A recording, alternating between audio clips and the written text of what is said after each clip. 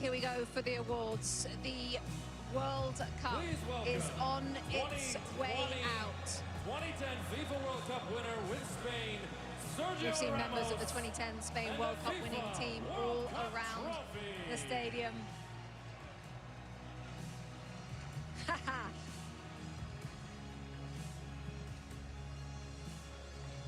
Sergio Ramos with a hug for Luis de la Fuente.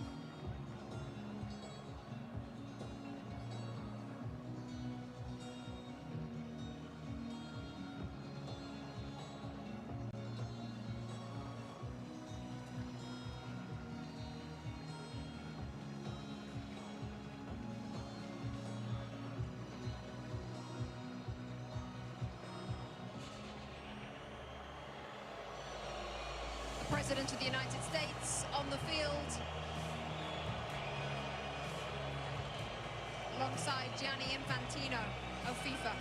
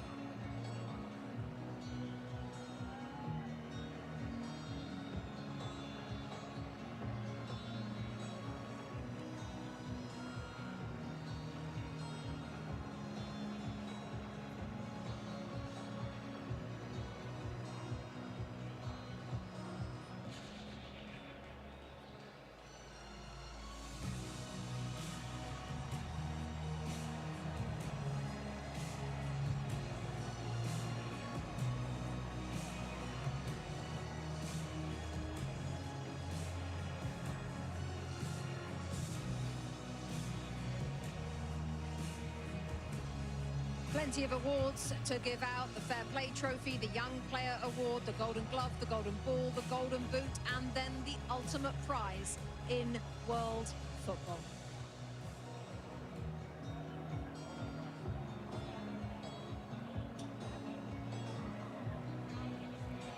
FIFA will now present commemorative medals to the match officials for today's FIFA World Cup 2026 final.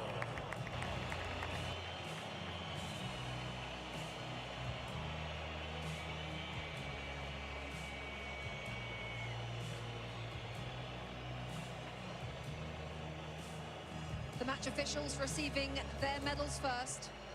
President of FIFA first in the line there, Gianni Infantino.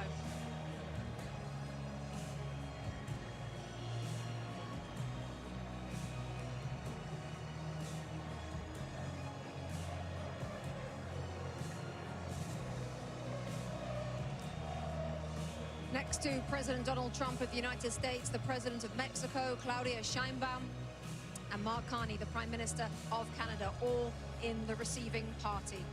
The match official.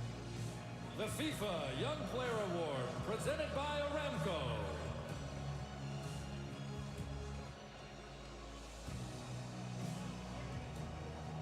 FIFA Young Player Award is up next. You have to be born on or after the 1st of January 2005. We're looking at Pau Kubasi, the centre-half Thierry Henry focused on before the game. It looks like he's going to receive the award. What a player we've got our hands on here. Well, it's been for a long time, and you have to give Xavi Hernandez a lot of credit also, because he trusted him right from the start. He trusted Lamine Yamal right from the start, and those guys are proven to be what he thought they were going to be. And this kid, well, this kid is a world champion, you know, but he's still a kid at the end of the day compared to my age. But you have to give him a lot of credit. He's so calm. He does about it the right way. He's getting a warm welcome, I guess, now to go and get his trophy. But I'm very happy for him. He deserves it. Zlatan in that position as well on the field at centre-half. 19 years of age. What can you say about this player? I mean, he's a world champion. What more is there to say? He had an amazing tournament. They had an amazing season also with Barcelona. They played the way they play in Barcelona. They play the way they play in Spain. the best defense in the tournament. Obviously, he's not alone, but he had a big impact. And today he was outstanding, and this is why he got the prize also, the best young talent in the tournament. Not because of today, but because of the whole tournament. So congrats to him. Great future. It also shows the faith that they have in these players, regardless of what age. If you're good enough, you're good enough. Doesn't matter how old you are, and if you've grown up in the system, you understand, they'll put you in. They'll start you in a World Cup. Unai Simon, Adidas Golden Glove winner, best goalkeeper at the tournament. He also has the most clean sheets. What a performance from him and from the players in front of him, Lex. I mean, sometimes goalkeepers don't get the attention that they deserve. Sometimes they say, oh, you're not facing enough shots, you're not saving the ones that you should save. The mental fortitude that it takes, especially when your team has a lot of possession, to be ready to make that save, and maybe it's the 1 or 2 saves.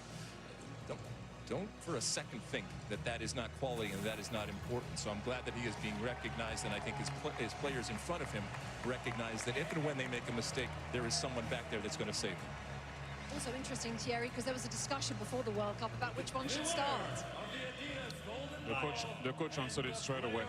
He said Unai Simon will be first, and that's about it. He ended the debate straight away. How about this, Zlatan? Rodri, best player at the tournament, Adidas Golden Ball. Well deserved, well deserved. This is a player, we talk about the stars, they scored their goals, they got their assists, but this player here, I enjoy him every time he's on the pitch. He plays a fantastic game, he's a genius, he always takes the right decision. Today he changed him, but Thierry had a point there. When they went one guy up, they didn't needed him anymore on the pitch, because they didn't need the defensive player when he defends and to take those balls, because it was all about the attack. So well deserved. I enjoyed this guy. He's a Ballon d'Or winner also, and now he gets the best player in the World Cup. And that's my third example of don't give up.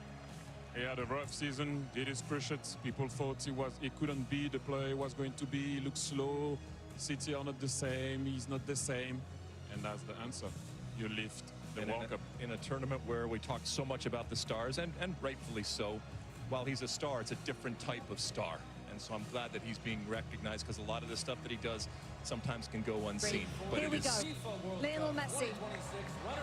Alexi leading up Argentina as runners-up at this tournament. Well, what can I say about it?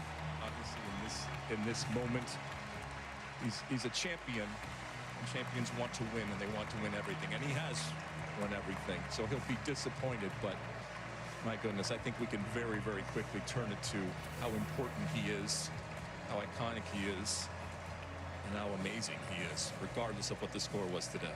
And Zlatan, how lucky we are to have seen him play for the last 25 years. I mean, we have enjoyed him. We have enjoyed him during this World Cup. He has not, I know he's sad he didn't win the World Cup, but listen, he had an amazing World Cup. He kept this team alive. He did some amazing stuff. He had moments where he was human. He had moments where he was not a human. And I hope he can continue to play as much as possible so we can enjoy him even more. Will we see him in another World Cup? I don't know, you never know. But we have enjoyed him, and we're happy he plays the game, because we're going to be very sad when he stops playing. What we have learned, Thierry, is to never bet against him.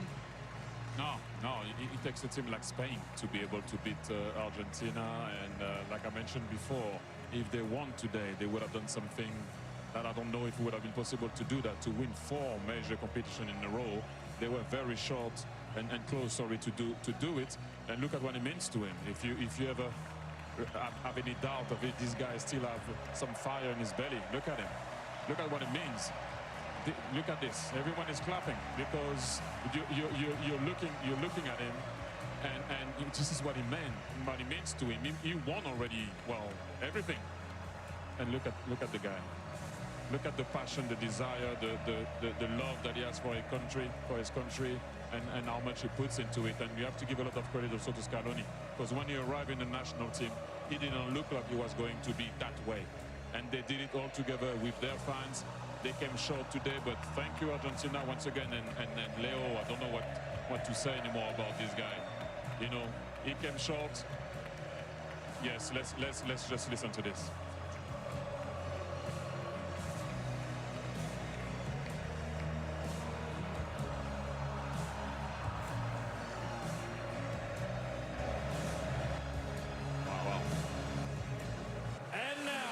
A moment in history as he takes the love from the crowd. Let's take you back to John Strong and Stu Holden for the lifting of the World Cup. Rebecca, the frightening thing isn't just that Spain have won the World Cup without trailing at any point, while only conceding 1 goal, while already being the European champions. Really, the frightening thing is the fact that Spain were already world champions. A lot of us were in Sydney 3 years ago as their women won the World Cup. And now their men have won the World Cup. Something like that has never happened before. What sort of odds would you put on them winning the Euros in 2 years' time? You spent time in Spain. How would you explain this country and what they have been able to build, certainly with this team, but just with everything? In Spain, it's not just a game, it's a way of life. They live it, they breathe it, and clearly they play it in just such a beautiful way, and it's fun to watch. It's a joy to watch. We should all enjoy this type of football. And hearing Zlatan and Thierry Alexis talk about it, the best team won. The best team throughout the tournament. I don't think we'll ever see a scenario again where just 1 goal against, 7 clean sheets. The best defense is a good offense. And the way in which they keep the ball, they break you, but then as soon as you get the ball, they win it back within just a couple of seconds. It's a commitment. Every single player to a man is so comfortable with the ball at their feet. You have 19-year-olds that look like 35-year-olds that aren't awed by the moment. And even in a day where we talk so often about stars, this is just the best example of a team. It is a team sport, and the best team won, and the best team showed it throughout this entire tournament, and it's incredible what they do. You saw Ferran Torres a moment ago. He adds his name to the list of players to have scored the winning goal in a World Cup final alongside Andres Iniesta.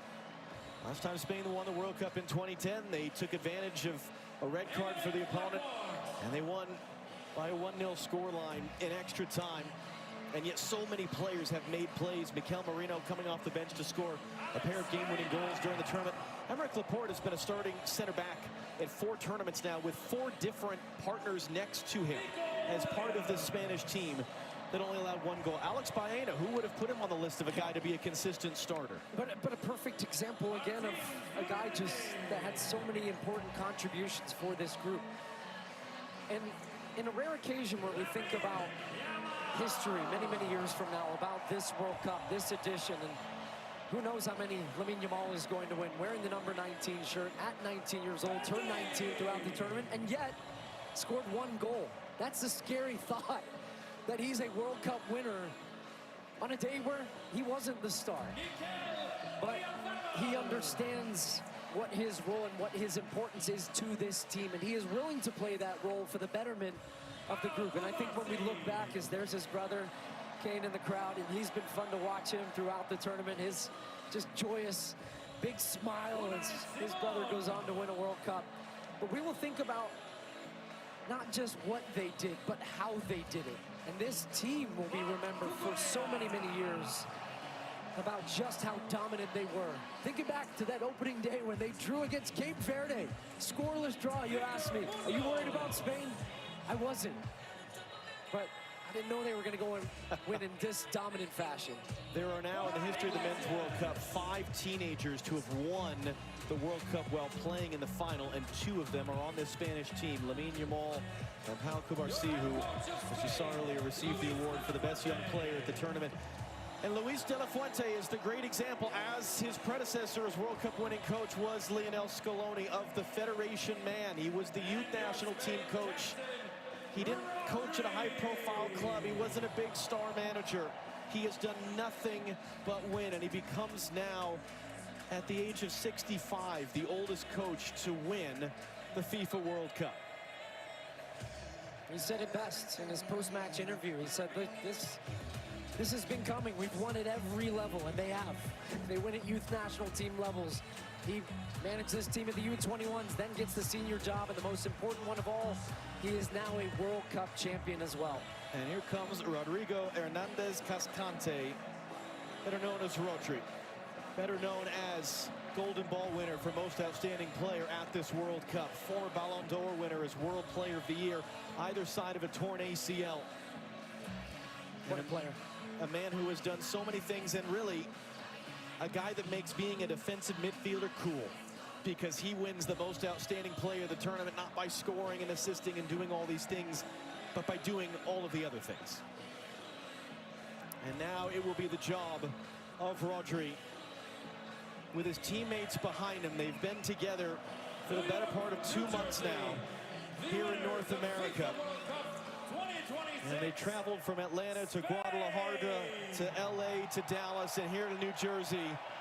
One final act on this incredible summer of soccer for Rodri to lift the trophy and for the celebrations to begin both here and overseas.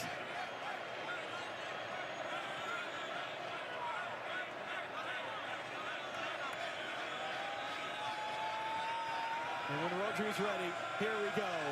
Spain have won the World Cup.